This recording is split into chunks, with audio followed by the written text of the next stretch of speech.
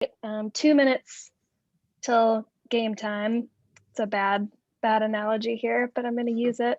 My name's Rosemary Sikora. I'm on the board for the Nebraska Literary Heritage Association.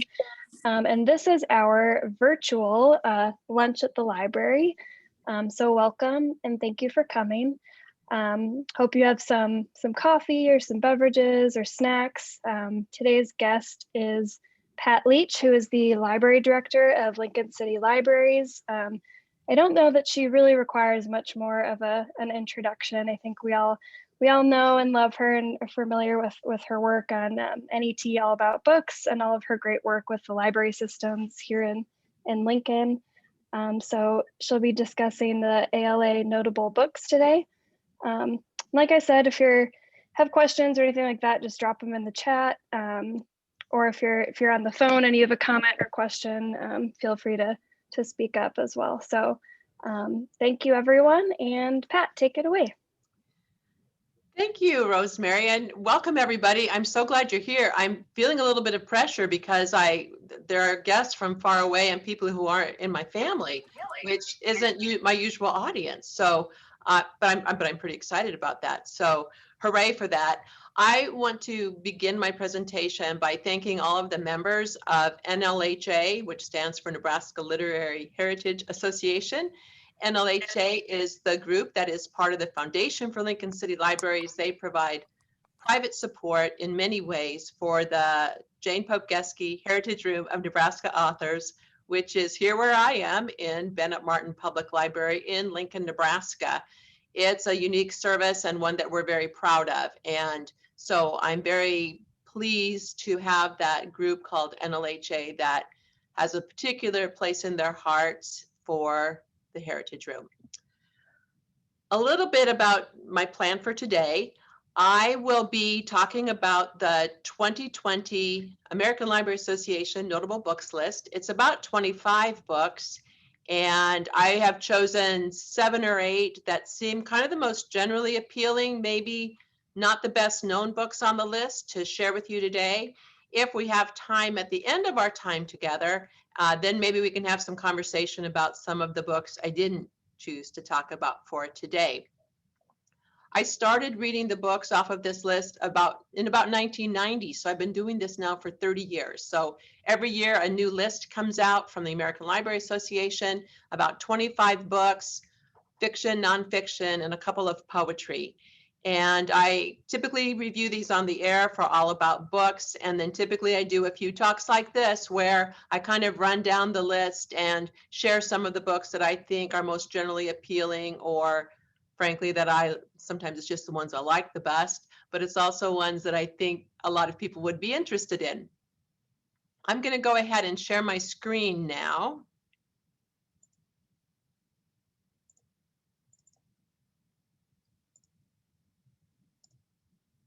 Are you seeing the PowerPoint? Okay, thank you, Rosemary, for nodding. So from here on out, I'll be referring quite a bit to my notes, but I'll land on each page so that you can see which book I'm talking about. A little bit of background about me as a reader. I'm not an English major. I'm not an English professor. As a result, I read kind of as a conversationalist. So what I'm thinking as I'm reading a book often is, who do I want to talk with this book about? Who do I want to talk with about this book? What is it about this that is appealing to me that I could see wanting to chat with someone else about? I think about things like, does a novel ring true? Does it lead me to think about something differently? Does it have a character that I love? You know, I might be vaguely aware of something like symbols or metaphors, but in general, what I'm looking for is a character that I can trust. The novels from this list are generally of a very high caliber. They're almost always written well, and this has spoiled me. It means that I have pretty high standards often. When I say that something's written well, often what I mean is that it's written in such a way you don't even notice the author being there. It's just that good. Sometimes it means that the author has a vocabulary that has expanded mine, which I always appreciate. Or it might just be the way they constructed the plot or pulled my attention somewhere. There are a variety of things that can mean. But of these 3 novels, of today's novels I want to talk about, the first is Dominicana by Angie Cruz. And this novel is about a young woman, Ana Concion, from the Dominican Republic.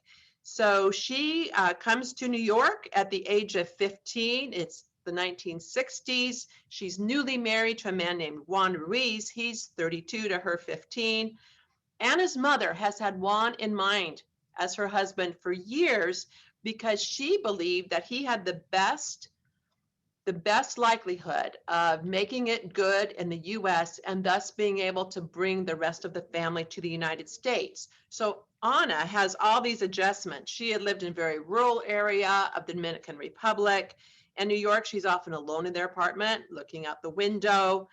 Juan installs in her this sense of fear of what's outside. And he also basically wants her isolated. So eventually he becomes physically abusive. And what's clear to the reader is that Juan is engaged in enterprises that really seem on the edge. So for instance, he sells suits, men's suits from home. They're very likely stolen. He's having an affair with his supervisor at work. He loaned money to a friend's wife, and she betrays the confidence that Anna places in her. And yet Anna soldiers on. She doesn't want to let her family down. And her eventual pregnancy then seals her to Juan and his family. The mid-60s were a time of a lot of political upheaval in the Dominican Republic, and both of their families get swept up in the difficulties there. When Juan returns to the Dominican Republic to take care of some business, Anna is sort of able to come into her own with the help of his brother. She cooks, she learns a little bit of the tailoring trade. She becomes a cook and has a sort of pop-up business for working people. The two of them frankly fall in love, but then when Juan returns, Anna has some really difficult choices to make.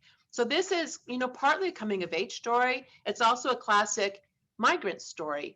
And I found this interesting in that, there's been some controversy recently about the book American Dirt about a Mexican migrant family. And the controversy had to do with the author not having lived that experience.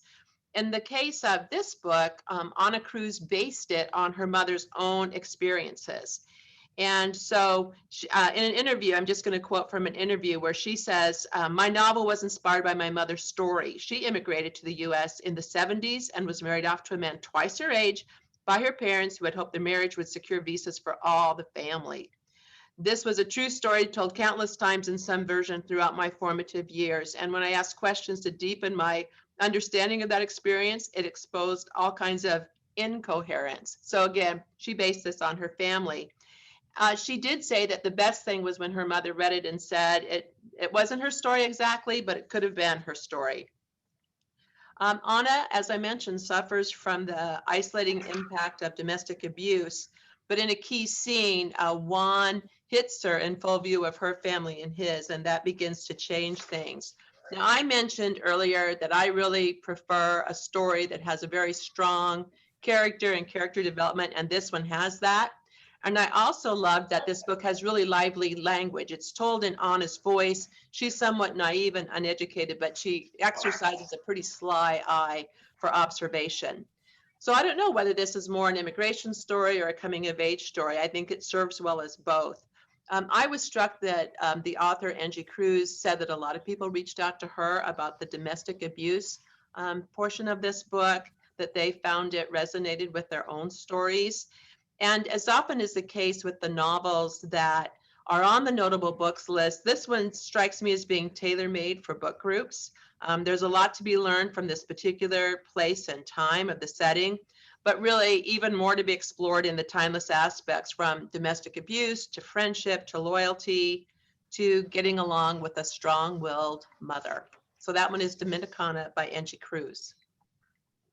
The next book I want to talk about is Girl, Woman, Other by Bernadine Evaristo.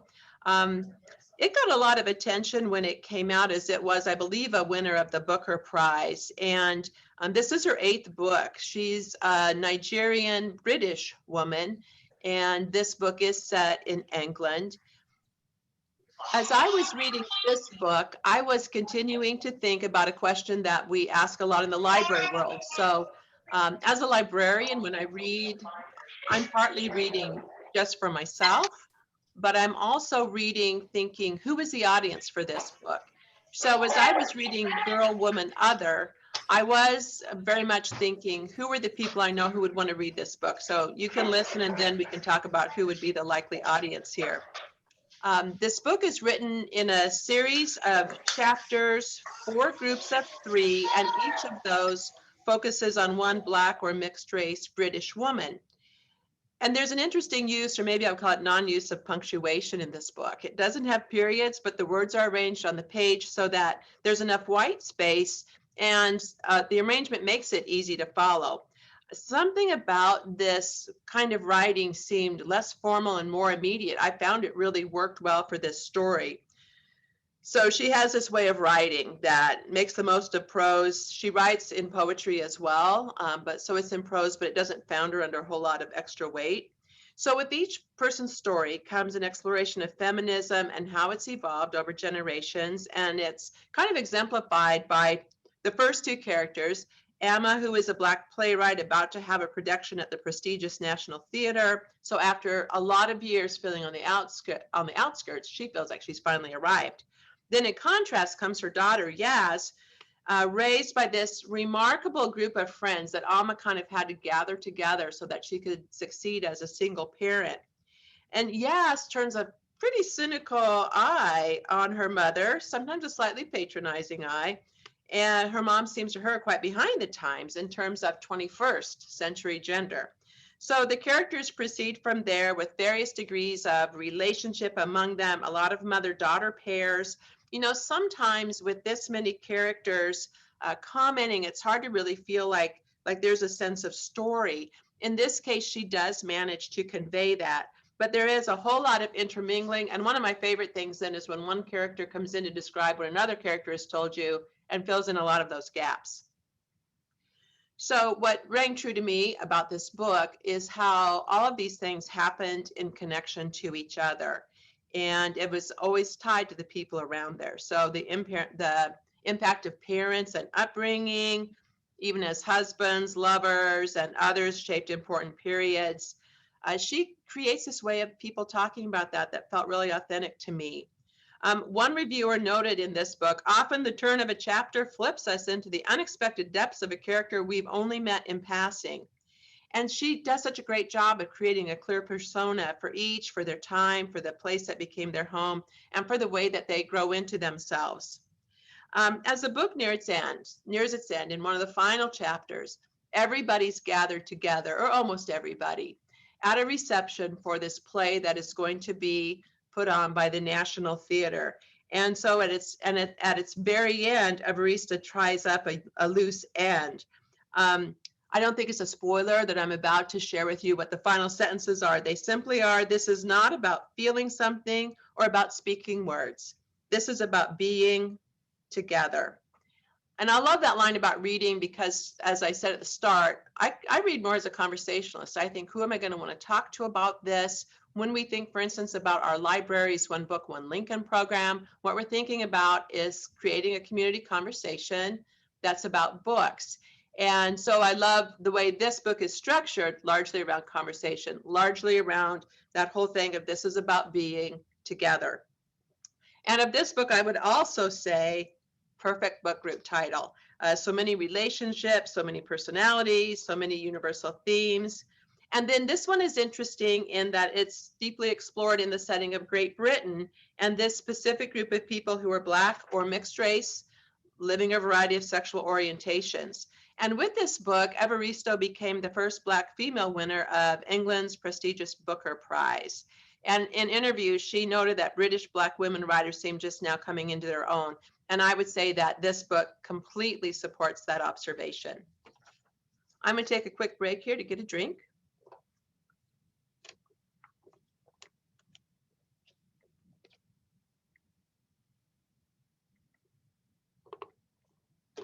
Thank you. Okay, so Lanny, my next book, I made a handwritten note on my own notes that says quirky books, often British. So this is the book that maybe would win the prize this year for a quirky book. I was introduced to this author, Max Porter, through another notable from a few years ago called Grief is a Thing with Feathers. Lanny, in this case, is the name of a boy who lives in a contemporary English village. His parents are outsiders there. They're urbanites who craved a country life. So his dad commutes into the city daily to do financial work. His mother is a former actress who is working on a really gory mystery novel. Lanny is a really unusual boy and doesn't care much what other people think of him. He's kind to everyone. He's often roaming around town singing to himself. He loves to spend time in nature and loves to pick up little interesting items. And really, with just that much, this could have been a really interesting novel. But there's an additional interesting character here called Dead Papa Toothwort, an ancient but ageless mythical figure from the earth. And he can take the form of trees and other plants or creatures, and he can wreak havoc. So he is always paying attention to voices in the village, and he pays particular attention to Lanny, in whom he recognizes something that's apart from all the others. Dead Papa Toothwort rises up from time to make mischief. And this book opens with Dead Papa Toothwort. And I would warn you that if you choose to read this book and you're looking for a straightforward entry into this novel, that part might seem like a bit of a slog, but it's worth getting through those first pages. So both Lanny and Dead Papa Toothwort are rooted in the soil of the earth, but in really different ways. So Max Porter sets this up, and then Lanny goes missing. And the media spectacle that ensues reveals really the ugly underside of the village and most of the people in it. So eventually the artist who teaches Lanny becomes a prime suspect, and he's attacked. Lanny's parents' abilities in parenting are questioned, but eventually that story starts to grow cold. And I don't want to give too much away here, but throughout the story, I just clung to the belief that Max Porter would not have created this wonderful character of Lanny only to kill him. So I was sure that Max Porter wouldn't do this to his readers. I won't tell you what happens though. This book was long listed for the Booker Prize. It is so well done in so many ways. Max Porter uses really vivid language to describe nature and root both Lanny and Dead Papa Toothwort in the natural world. He writes so well about that, especially about trees. And I find myself often enjoying books by non-American English speakers because often they use vocabulary that's not familiar to me. So I learn new words like podgy and Burke. And I was reminded of one of my favorites, gormless. Among the word-rich features of this book is that Dead Papa Toothwort listens in on conversations all the time. And so throughout the book, there are just these little italicized, kind of wavy, overheard conversations from Dead Papa Toothwort. And a lot of those are pretty hilarious, frankly. This is similar to his previous novel in that it's a story set in reality about a family with the usual complications, and then introduces a completely fantastic character. And Porter really excels at having people speak in their own distinctive voices. So in the first section, we get to know Lanny actually only by how other people talk about him. And I was really taken a lot by the voice of his dad, who is just not somebody who is, he's very straightforward. He's very much about numbers. He's not somebody who's very whimsical whatsoever. I will also note with Lanny, it's only 210 pages and it has a lot of white space. And as readers, we all get to have our preferences. I prefer a short book with a lot of white space, frankly. There's something about reading through the books on this list that it's almost like doing a to-do list. So I'm always really happy when I get to mark one off, which doesn't always mean that I'm happy when a book ends. This is really one of the most unusual missing child stories I've read. And really, while you might be compelled to just read quickly so you get to the conclusion, I think that you could probably do this book if you have an open weekend. I realize many of you never have open weekends, but if you do, to set aside some time so that you can read and savor this book from its opening with Dead Papa Toothwort to its end with two men who are drawing the woods that are around them. Now, some of you who are mostly fiction readers might be sad that I'm about now to move into the nonfiction, but if we have time at the end, I certainly will be happy to answer questions if you have questions or comments about some of the other books on the fiction part of the list. One of the issues I always have when I'm reviewing and evaluating nonfiction is that I'm not an expert on any of the topics that are being explored here. So I'm reviewing these as my experience as a reader, and I do typically do some research and checking to see if any experts weighed in on the validity of the observations or the validity of the conclusions that the authors make. But usually what I ask about a nonfiction book is, did I learn something new? Was it in context? Was it written in a way that I looked forward to reading the book? And could I see why it mattered? And, as I looked over the 4 books I guess it might be 5 books that I pulled together in the nonfiction, they're all books where the author very much inserts themselves into the writing. So kind of creative nonfiction in the sense of creating a narrative out of the topic. Sometimes I think that people who are primarily fiction readers who don't like nonfiction think of it as being really dry. My my take on that is that all of these books, as I would say, have lots of milk to go on the cornflakes. This first one, Elderhood, is subtitled Redefining Aging, Transforming Medicine, Reimagining Life. And really, I was surprised by how much I enjoyed it. It's a great example of creative nonfiction. So Aronson waves in together her personal story of becoming a doctor and then choosing to treat old people. And then she braids in a whole lot of her views about how traditional medicine often fails older patients by using a lot of the stories of the people she's treated. And so by the end of the book, she's created a series of ideas, presented a whole series of ideas about how to make medical treatment for old people better. So the title, Elderhood, is her suggestion for the best name of the period of life that follows childhood and adulthood. And statistically, a lot of the American population are in the midst of elderhood, and their treatment, their medical treatment, constitutes a large portion of the total amount spent on medicine in this country. So, in a lot of ways, I don't know how many of you read the One Book, One Lincoln selection a few years ago called Immortal. Thank you. I think somebody needs to be muted. I hope it's not me, but at any rate, thank you. So Elderhood reminds me of the book Being Mortal, which was a One Book, One Lincoln suggestion a few years ago. That author, Atul Gawande, is another physician who writes really well for a lay audience. In that book, he talks about questions we should ask as people approach the end of life. And many of the questions that he wrote in that book also apply to elderhood.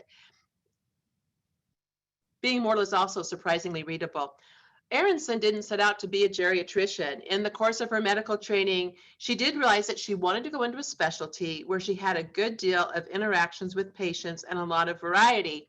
And she notes the irony that most of the most lucrative specialties in medicine are those that involve surgery with more and more and more specialization, but less and less interaction with the patients themselves. Aronson defines elderhood as a period beginning at about age 60, and she notes that's a very wide swath of the population, and that treating young old is a lot different than treating those who might be called old. So I read this partly from the view of somebody who's young old, and also with parents who are now likely to be considered old. And so I read a lot of her stories, with them in mind. And in an interview, she said, "No one wants to think about aging. We've made progress about other prejudices, but one that has endured is ageism." And I think that point of view informs a lot of this book.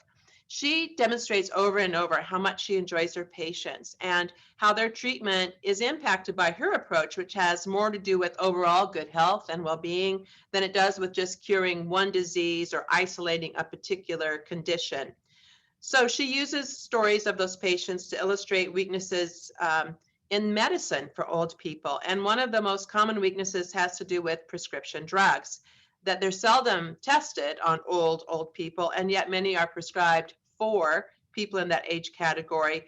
And prescriptions may have much different side effects in that population. So she describes several, well, at least a couple that I recall, cases where An otherwise very healthy adult got sick just seemingly all of a sudden. And as Aronson went back and got a history of prescriptions, a prescription changed or was added or was taken away at just about the time that the person took the turn. And it's part of her ability to listen and pay a lot of attention to the full information that allows her to address that.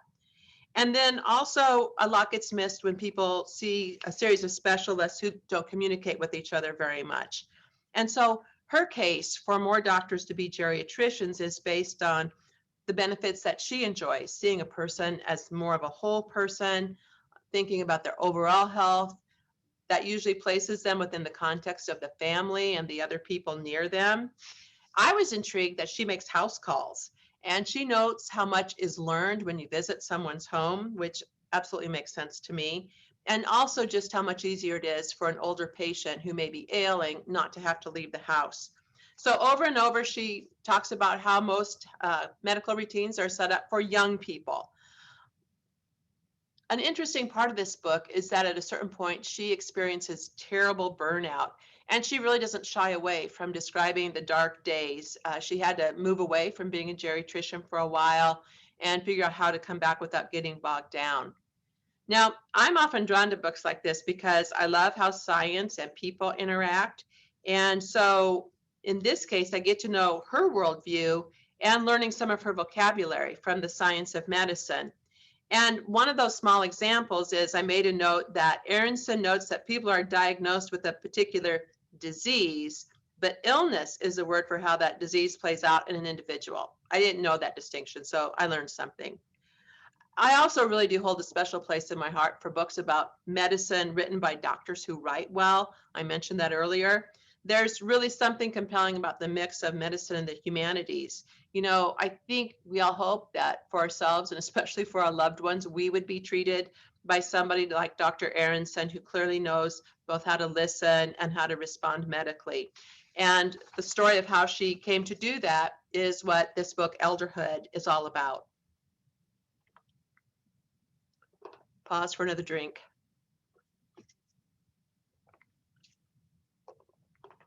So this book, The Yellow House by Sarah Broom, did get some attention. It was on the New York Times bestseller list, as it shows here, and it was one of their best books of the year for 2019. And I believe it won a National Book Award as well. So Broom is as a journalist and a writer. It took her years to write this book, which is about New Orleans.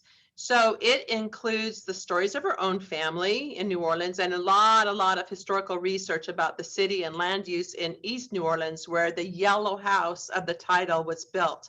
So she tells this book in four what she calls movements. And the first is about her grandparents and then parents, how they all came together.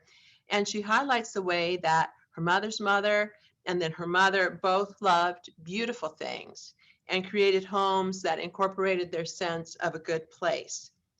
Some aspects of this section aren't really well established because records for Black people weren't kept as thoroughly as the records for white people. What I appreciate in this part of the book were the stories that Sarah Broom got from her family about various personalities. And I think the book is often at its best when she's talking about the various members of her family. So for instance, her mother's first wife, Webb, died tragically young, but she was able to use his life insurance money to buy a house on Wilson Street in East New Orleans. She was 19 years old and the first in her family to own a home.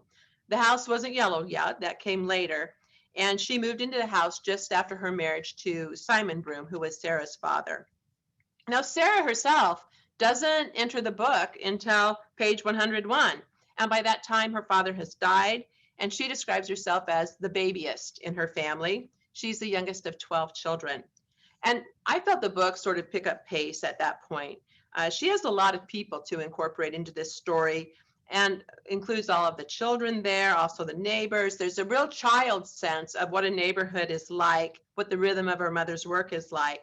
So throughout this memoir, she braids her own story with that of New Orleans. And it's often a story of floods, frankly, especially in the part of town where they live. So the house floods terribly in the 1960s and must largely be rebuilt at that time. You know, at a certain point, they realize, the yellow house is really no longer nice. And they realize, as her mother says, that their phrase is, not everyone is comfortable there. So when Hurricane Katrina comes, which is the third movement, we're aware that the yellow house is in danger. And indeed, after Katrina, it's demolished. And Sarah helps her mother with the paperwork for a grant that would allow her to buy another property. And all told, that process takes 11 years. What's interesting is that one of her brothers goes back to that lot where the yellow house was and keeps it mown. He sort of keeps it claimed for their family. Broom ends up living in several places. She ends up living in New York, writing for Oprah Winfrey's O magazine. She lives for a while in Burundi, and always there's this tie to New Orleans. And she ends up moving back there and works for Mayor Ray Nagin for a while. She leaves, but then she goes back. So in the final movement, which she calls Investigation, she returns in 2011, and she takes up residence in an apartment on the busiest corner of the French Quarter. And she continues digging into the history of the city, always in ways that connect that history to her family's history. And she realizes how different her experiences of the city are from those who stayed in New Orleans after Katrina. And sometimes sometimes people question her about her right to tell the story. She was asked, for whom did she write this? And she said, for her nieces and nephews. But I think she also wrote it, frankly, for people like me, people who have visited New Orleans quite a few times and really love it. But her book, The Yellow House, gives a picture of the people who work in the coffee shops and restaurants of the French Quarter, other people who are engaged in the industry of the city, like her father and brother, and they don't visit those tourist places. So I really won't see New Orleans the same way when I go back. And then I was also thinking that there's something about this book that I couldn't quite put my finger on. On the one hand, there's this clear chronology of time in its organization, but because there are so many voices of her siblings and others, it's kind of a messy book in a way that seemed just right.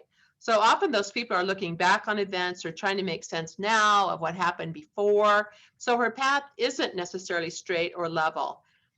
In her story, you really do see countless impacts of race and class and geography and family. So I think that for people who are maybe seeking a book that would give them a background or understanding of the history of Black people in the United States, Broom really works the miracle of sharing a lot of that history overall by writing this memoir that's really about her family and herself.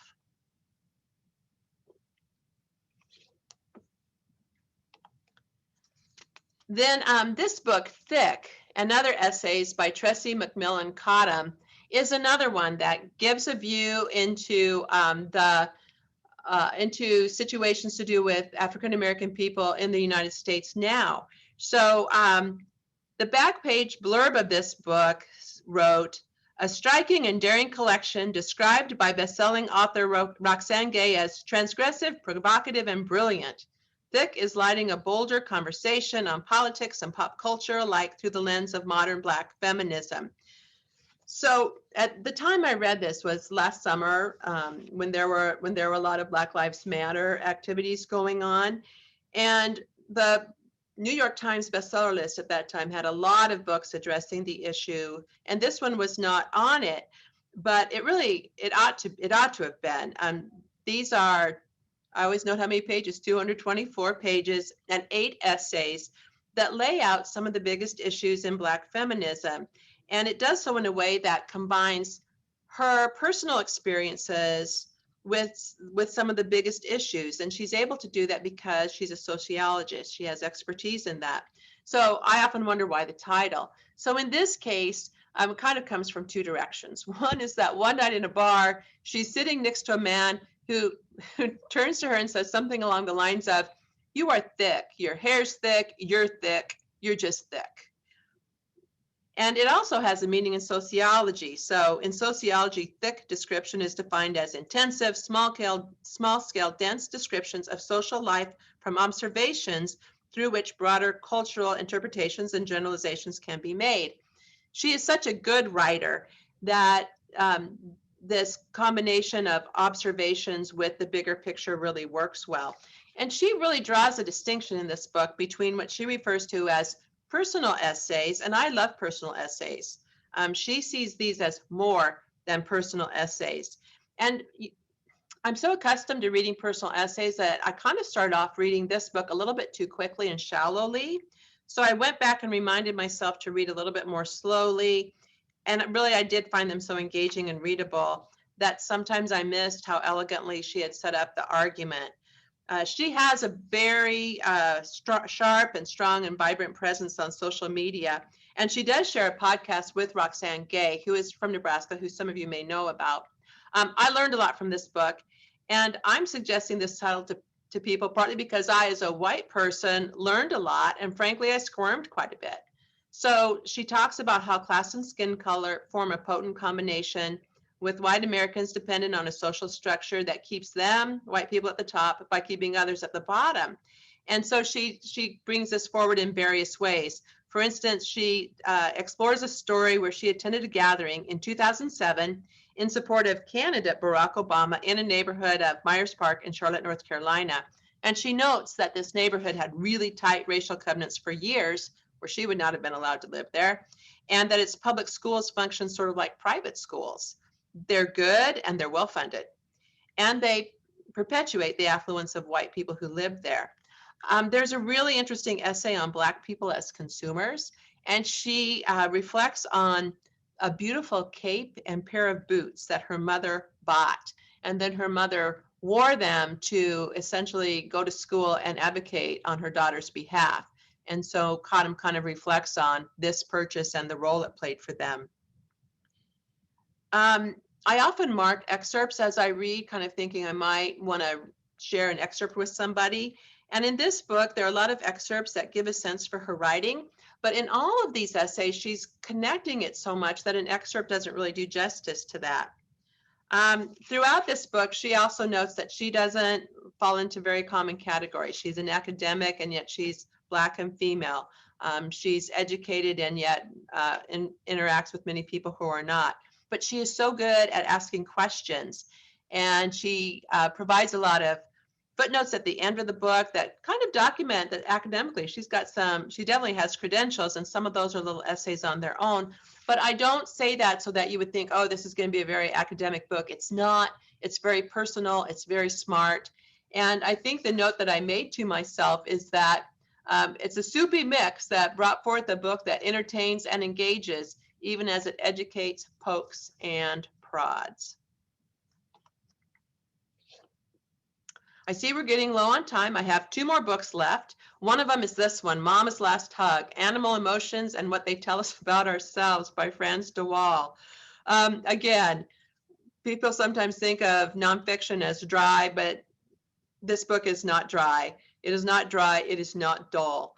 Frans de Waal is a primatologist, and he's a professor emeritus at Emory University. He used to run a primate research center. So he spent his whole career making scientific observations about primates and primate communities. And really, he's a first-rate storyteller. So nearly every scientific concept that he brings forward comes from a story of something that he observed.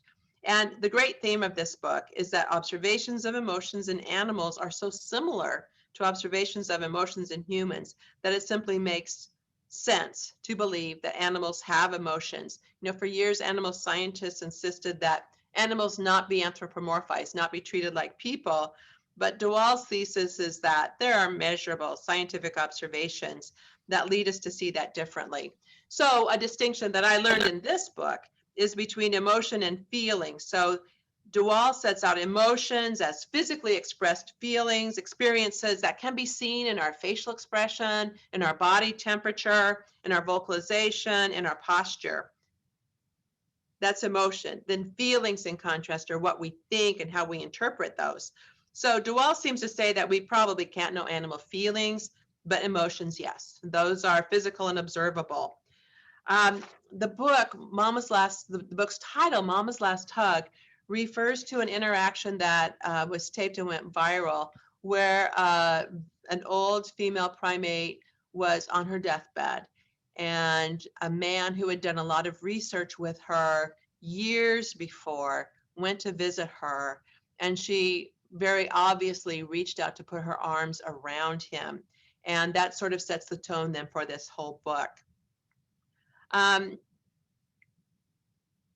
I would say DeWall has not very much patience for people who think that human beings get to be too much in their own categories. He thinks, people add a lot of cognition and language, but he keeps reminding people that their experience is similar to that of animals, and there's no shame in that. As I mentioned, he is a star storyteller. A few times I thought maybe he was going a little too far in some of his interpretations, but I think you want that in a nonfiction book. You want something that challenges you and makes you think. So what I think works well in this book is that he would do this perfect progression from sharing a story to what he observed. And often that's something that would be new to the reader. Then he makes sense of the observation in terms of his expertise as a primatologist. And then finally, he adds a little something extra that connects the animal behavior to human behaviors in some remarkably convincing ways. And he does poke fun at both animals and humans. This was a book that over and over, I wish that I would have somebody nearby so I could interrupt whatever they're doing to say, hey, I want to read you this book, or hey, listen to this. And it did one of my favorite things that a book does, which frankly, it made me see my world differently. So I live with cats and dogs, and Mama's Last Hug made me kind of watch them in a very different way. And I think challenging our everyday point of view is one of the very best things that books can do for us. And Mama's Last Hug did that for me. The last book I want to talk about from this list is Late Migrations by Margaret Renkl. And, I don't say this about a lot of books, but I wish I had written this book. I really only thought that about one other book, which was Ted Kooser's Local Wonders, which also happens to be a collection of essays. So in this book, there are these very short essays, a lot of white space on the page, which I like. So there are these short memoirs of her growing up in Alabama, and those are in the book in chronological order, but interspersed with those are other little essays. Many of them are about the birds and backyard mammals that she observes in her own yard in Nashville, Tennessee. And from time to time, she will also include a family story told by a family member recalling an event, such as the day she was born. And so it sort of seems like this random mashup of all of these things, but actually, by the book's end, it is a wonderful memoir that gives both a sense of her growing up and a sense of who she is now. I've already mentioned plenty of white space, short books, short chapters, wide margins, short paragraphs. I find that when I read, I really appreciate a break. Sometimes that's because a book is so technical and has so much information, but a lot of times it's because, like in Late Migrations, there's just so much food for thought, and it gives you a chance to just pause before going on. And, I have a feeling that this might not appeal to people who really like a straightforward story, but I found that it works really well. Renkel describes that the process of putting this book together was that for whatever reason, she found herself writing all these mini essays. And then in talking with her editor, they realized this could become a book. And so the challenge was, in what order do you put them? And so she ended up doing this mix of stories about her upbringing, run in order, the other nature and family stories don't necessarily. Again, this was a book that I wanted to read aloud to the people around me. I'm also a bird person, and I know it's not easy to write about wild creatures without getting either too romantic or too cynical or too technical or too meaningful. And I just sensed over and over that she hit just the right note. She does turn a clear eye on what it's like to be raised by a mother who suffers from depression. And then as the essays go along, she turns an equally clear eye on the grief of losing both her father and then her mother. The art on the cover, and then there is other art within the book, was done by her brother. And they underscore again that sense of observation and careful depiction. So I've been recommending this to a wide swath of my friends, both about nature and because of that cycle of life, birth to death. You might think that these just being essays would make a tone of separation, but really I began to feel just a deep sense of connection among all of them instead in this book. All in all, this is one of my favorite memoirs recently, and I read quite a few memoirs. I'm going to stop sharing my screen now and be back with you for a moment. I would mention that sometimes I think maybe I'm tired of reading this notable books list every year. After 30 years, maybe it's time to do something new. But what I like about it is that it really does get me out of my reading ruts, or maybe my reading grooves. I'm not sure what we'll call them. It underscores books I want to read anyway, and often it brings up a book I hadn't heard of that is one of the best I've ever read. And so I would encourage you to choose a discipline kind of like this. Maybe not a whole list. I get it that you might not want to choose a list of 25 items, but maybe the mystery prize winners or something such as that. Maybe the Newbery or Caldecott books for children or Coretta Scott King Awards, something that sees you doing, reading that, something out of your usual. And over the course of years, then it becomes to be a really rewarding experience. One of my themes recently, you might have heard me mention this before, is I want to make sure that we're not taking literacy for granted. There are so many times when somebody says, I read this book and it changed my life. I read this article and I'm seeing something completely different now. That's really powerful, and it happens really day after day in our country. And I want always for us to be thinking, who was it who taught us to read? And what is it like to live in a country where everybody, male and female, is taught to read and expected to read? We need to value that and make sure that that continues to be part of the life of us in our country. In concluding, I want to thank NLHA again for all you do for the Heritage Room and for Nebraska authors. And, you know, when I think about what the public library is meant to do, it's really meant to build up our community of readers, which is a remarkably broad and inclusive group. So in closing, I want to thank you for being part of the reading community today and for being part of this and for joining us for this. So thank you for that. And I do believe that now Diane Wilson from the Heritage Room has a few concluding comments. Well, thanks, Pat. Yeah, my comments will be brief. I just wanted to thank everybody for attending today and invite you up to visit the Heritage Room if you've never been here, if you just want to be back. We're open Tuesday through Friday from noon to 3 p.m. and Sundays from 2 to 5 p.m. And I wanted to thank the Foundation for Lincoln City Libraries and NLHA who support the Heritage Room and make events like this possible. So thanks everybody for being here. Now I should ask the organizers here, is there time for questions? Do you want any questions, or how are we on time and such? We have 5 minutes until 1. So if there are a couple questions or comments people would like to make, we have a little bit of time.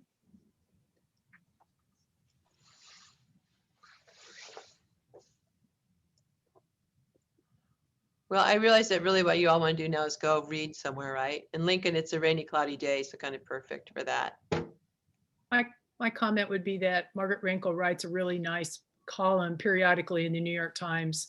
So if you have access to the Times, you can like dip in and get a feeling for her writing and judge for yourself on whether you want to invest time in the book, which I would say, yes, you do. But her writing is just phenomenal. She wrote a beautiful column. She wrote a beautiful column. I'm planning to write her a fan letter. My intention is to write her a fan letter. You should. That'd be awesome. I didn't mean to interrupt you, Kim. Feel free. Please finish. Well, I was going to say she wrote a really beautiful column about the city of Nashville blowing up on Christmas Day from that bomber. That was different from what she usually writes about, but a really nice take on that whole situation. Hey, Pat. Yes. It's Leslie. Hey, with April being National Poetry Month, maybe you can give us a nod to some favorite poetry books. Well, you know, I haven't read the 2021 notable books list has come out, and I've just barely scratched the surface. But the poetry books on this year's list are Ode, O-W-E-D, by Joshua Bennett, Post-Colonial Love Poem by Natalie Diaz, and then Contemporary American Poetry by John Murillo. I'm not familiar with those authors. I will say that I have enjoyed Ted Kuzer's new collection of poetry. Is it Red Stilts? Red Stilts, yes. Red Stilts. I've enjoyed that. And kind of related to that is this new book called More in Time by the University of Nebraska Press, which is a tribute to Ted Kuzer by a lot of the students who he taught. And I think the form is called Festschrift, where when a professor retires, often there will be a commemorative book where people talk about his influence on them and celebrate their good work. And the stories of the people Ted worked with, of those poets, are just really pretty touching. So that one's called More in Time, which is a great way of deepening your experience of Nebraska's own Ted Kooser. There's actually an event for that book tonight. Oh, So that's if you guys want to have another Zoom experience at 5 p.m. Central, if you go to francieandfinch.com, Leslie has a list of the events and you can sign up on Zoom there. But yeah, it'll be celebrating that, and that should be a fun time. Ted will be there. I don't know that he'll be speaking. It's at 5 p.m.? Mm-hmm. Okay, I have it down for the wrong time on my calendar, so I'm glad we had this conversation. Oh, good. All right, once again, thank you everybody for joining us today. It really meant a lot to me to have you here. Yeah, thank you, Pat. Thanks for coming, everyone. Thanks, everyone. Thank you, Pat. You're welcome. Thanks, Pat. That was great. Thank you. Thank you so much. Thanks.